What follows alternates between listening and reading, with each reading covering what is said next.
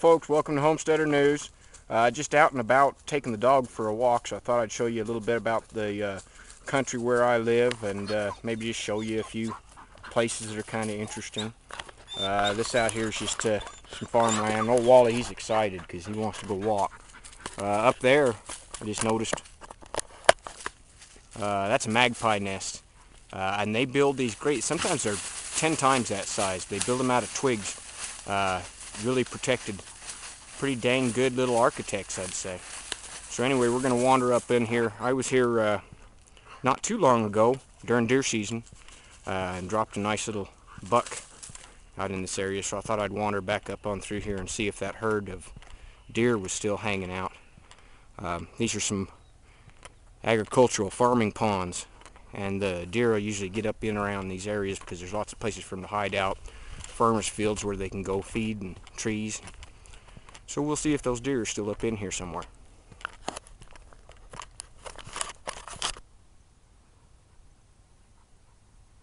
Now, just to give you an idea where I live, this is in Utah, and this is called high desert land.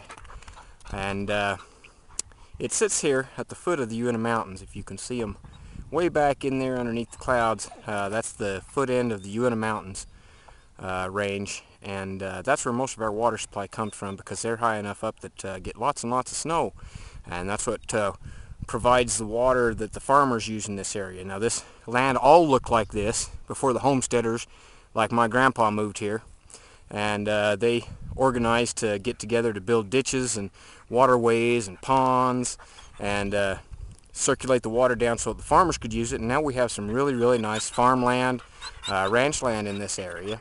Now, as you can see there, there's also an oil well. And this area happens to be one of the prime areas in Utah for oil and natural gas production. And that provides a lot of work for our local people. Not necessarily what I would like to see as an economy builder in this area. I'd like to see more farming, ranching, sustainable energy. But for now, the oil production is what brings in the jobs, and that's why those oil wells are here, and we've got those all over dotting the landscape in this area. Most of this area and land is owned by the Ute tribe, Indian reservation land, all around us, and then a lot of it is also BLM and state-owned land. So I can go for miles and miles on millions of acres and never run into a home around here. Good thing about this is lots of hunting, lots of exploring. If you're into outdoor life and adventuring, this is a nice place to live. A good place to homestead, moderate temperatures.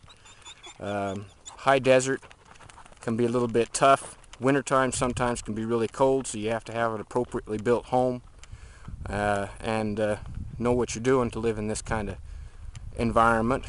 But it's very livable for most people. And we have lots of people living out here. Cedarbillies, like me, live out here in these cedars and little teeny homes. You find them all over the place. Got to be careful where you walk and you don't step on somebody's house. Well, folks, I didn't come across any deer, but I thought I'd just show you around some little Cedar Billy homesteads we have here. As you can see, this guy's got his place gated off, private property. Tenants and guests only, no parking at any time. Big old wood pile sitting there with another sign that probably says "Stay the hell out." And as we come around the corner here, you can see, if I get up in here, you can see a pretty nice little cabin back up in there. Real small. Looks to be only maybe 12 by 12 or so. Not too big. And he's got his wood pile and he's set up, a little tractor, and just living the life. And we got lots of these Cedarbillies out here, and I'm proud to call myself a Cedarbilly. And we just live out here, living the life that we enjoy. No house payments, and usually living a pretty free style life. A lot of people run their own little businesses out here, and this is the lifestyle we enjoy. Okay, here's another little Cedarbilly cabin, and these folks built this and lived in it for probably about 10 years or so while they saved up their money, and then they built the big cabin off back behind it, and now I think they rent out this small cabin and probably make enough renting that small place to pay for the house payment on the big place. That's a pretty smart idea for people that if you don't have the money to build big at first, start with a small place, build it, live in it for a while, make sure it's all paid off, and then go ahead and rent it out. And if you want a bigger place, then you can build a bigger place. Personally, I would have stayed in a small little cabin myself, but that's how some people do it around here. And a little bit more idea of the country around here. Beautiful country, a lot of farmland, people raising cattle and sheep and a little bit of everything around here, horses.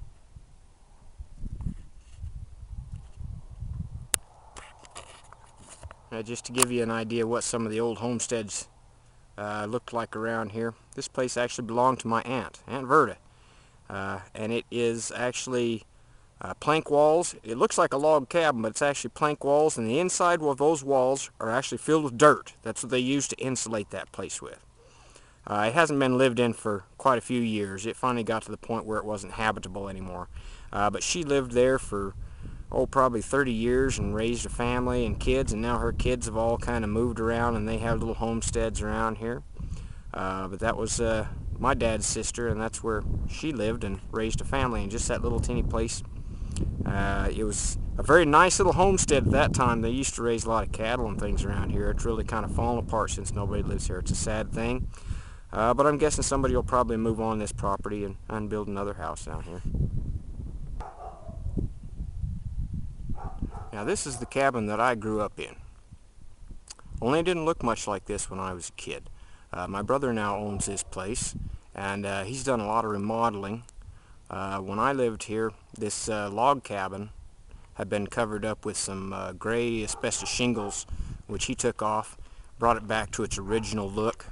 My granddad bought this place after the original homesteader moved away because it was during the Depression, and times were tough and people couldn't make it very well farming, and so my granddad bought this place and about 100 acres or so, and he farmstead and homed here, raised a lot of kids in this house. In fact, 2 of my brothers and sisters were born right here in this cabin with nothing but a midwife at the time.